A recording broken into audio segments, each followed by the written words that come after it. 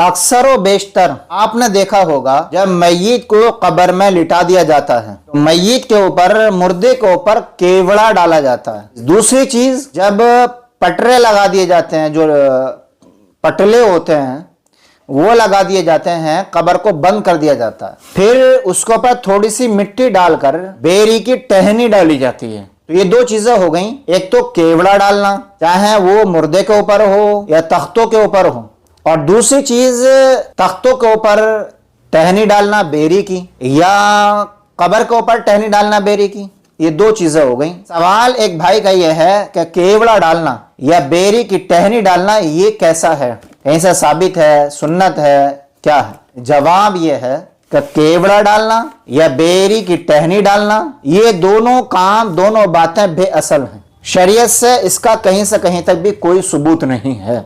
ना सहाबा ने ऐसा अमल किया, न ताबेइन, न तबे ताबेइन, न अल्लाह के किसी वली ने ऐसा किया। कहीं से कहीं तक भी ये दोनों बातें साबित नहीं है, और न इन बातों को करने में कोई सवाब है। आप कहेंगे जब सवाब नहीं तो हरज क्या है रखने में, ये कहेंगे लोग। तो याद रखना, अगर ये बात कही जा रही है कि हरज ही क्या है रखने में, तो ये कहने ही हरज है कि हरज क्या है रखने में, ये कहना ही हरज। जो ये कह रहा है कि हरज क्या रखने में, तो इसका मतलब यह है कि वो उसको जरूरी समझ रहा है, इसलिए कह रहा है कि हरज क्या है।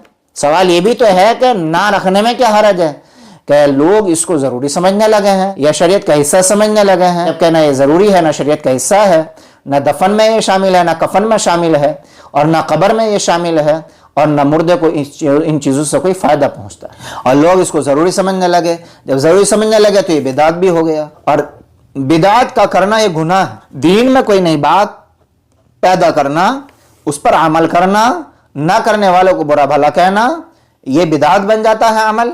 और बिदात का करने वाला भी गुनाहगार, सपोर्ट करने वाला भी गुनाहगार। तो ये बिदात है, इस चीज़ से बचना चाहिए।